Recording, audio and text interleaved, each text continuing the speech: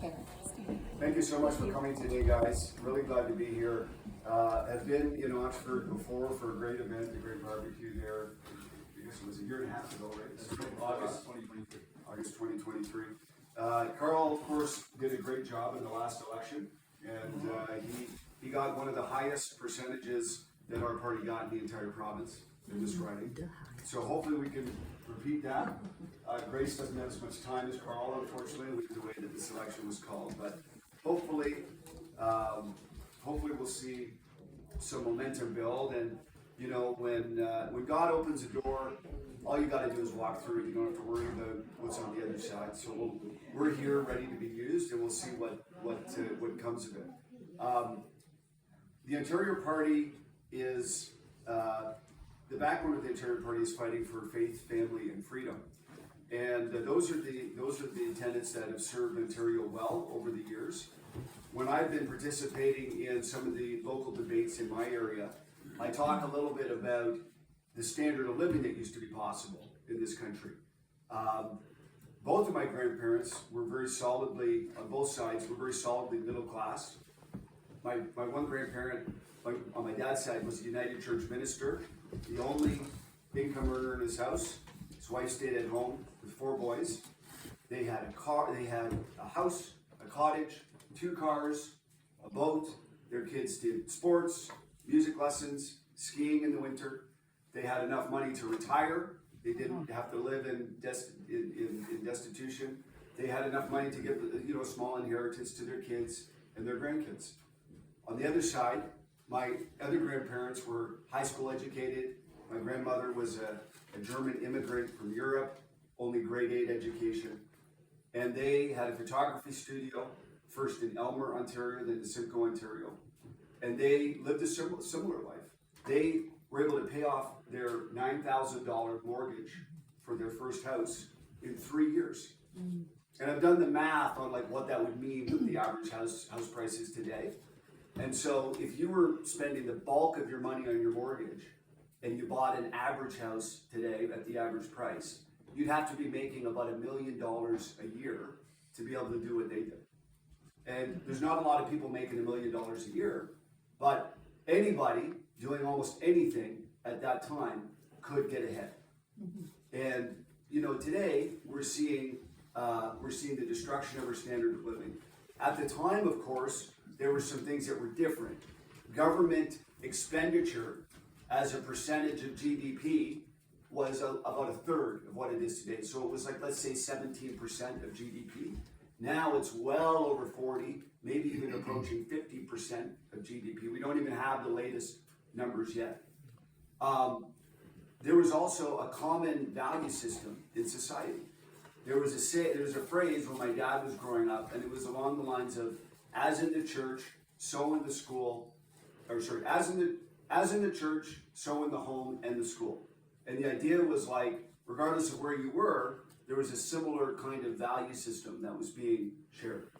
And so as we've, splintered into, families are splintering, there isn't any, specific value system being given. The local Christmas card that I got from the local NPP that's in my area was, I wish I kept it. I threw it in the garbage, but I should have kept it. And it basically was a card that had about 40 different greetings on the front, one of which was Merry Christmas. The other was 40 other holidays, only a few of them I'd heard of before. And on the inside, it said, whatever you believe, however you celebrate, have a great holiday, or something like this. And and I live in an area that's I'd say 90% of people celebrate Christmas to one degree or another. And I'm not against other holidays. I don't think making Christmas great again is going to bring Canada back. But the point is like, I think that card indicates, like, I mean, listen, it's Christmas. Everybody's celebrating Christmas. That's what the official federal holiday is. You shouldn't be afraid to stand up for something as simple as Christmas. Right. So I think that, the Ontario Party here, we can't choose between Conservative, Liberal, NDP. It doesn't matter which of those parties are in power.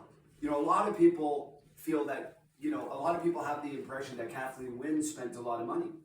But if you look at the debt levels, they've increased more under Doug Ford than Kathleen Wynne. So whether it's Kathleen Wynne, whether it's Doug Ford, housing prices are going up. Our debt is going up, and not just like in a straight line, like accelerated. So regardless of who's in power, all of the issues were, homelessness, drug addiction, the cost of living, all of these things are getting worse. So we need new parties, we need new solutions. The old parties have got us where we are. They're not going to get us out of this issue. So that's why the Ontario Party, and if you want it, both Grace and I have some literature here, right at the front, if you want to take a piece before you go. We have a comprehensive plan that we have in the back here about restoring safety in our communities, making life affordable, putting Ontarians first in healthcare, empowering parents in education, and immigration reform. All of these things are impacting our province big time. And so many of these things we thought things were bad in 2022. Things have skyrocketed since then in terms of indoctrination in the schools, abuse of our immigration system, the number of non-permanent residents and even legal immigrants has exploded in this province. And how can you possibly expect the price of housing to go down or healthcare to get any better when we literally are bringing in millions of people into the country? So these are things that the other parties don't want to talk about, don't want to touch. We're willing to stand and fight for those. That's why you need to vote Ontario Party. If you haven't already, before or on February 27th, we are the only solution right now that can bring Ontario back from the abyss. So make sure you grab one of Grace's pieces of literature. I actually, for anybody who's interested, I have an autobiography written by myself. It talks about my background for the first half of the book. The second half talks about my take on political issues. So if you're wondering, hey, I heard Derek, thinks this or that, you can get it from the horse's mouth in terms of what I believe. So I have a few copies here for sale. If you want to talk to me about it, I can tell you more.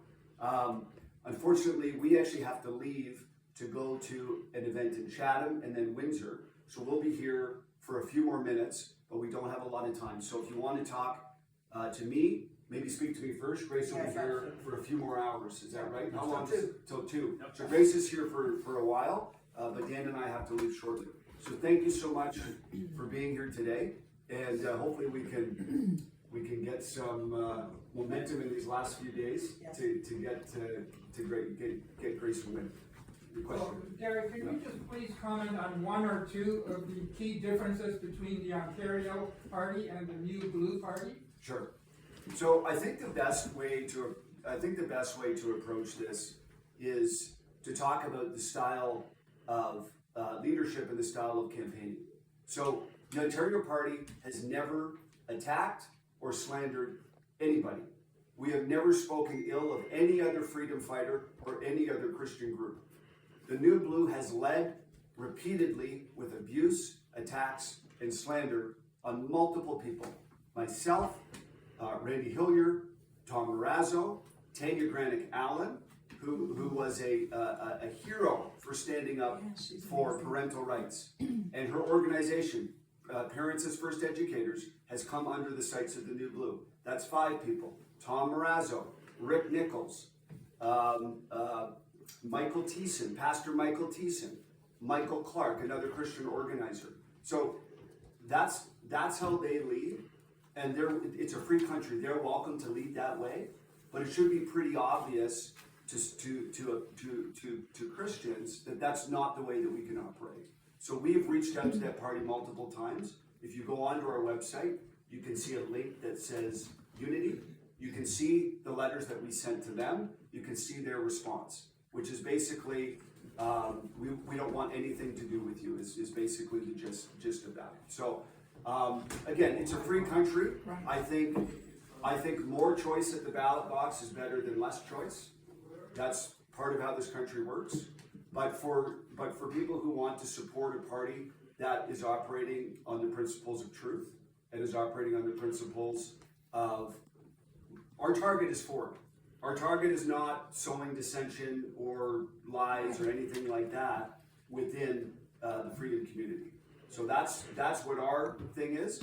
For those who want to join us, that's great. You'll see that Randy Hilliard has joined with us this time around. We've always reached out to other groups to join. Some groups have come to join with us, some haven't, and we just keep on fighting and hope that one day even more people will join with us.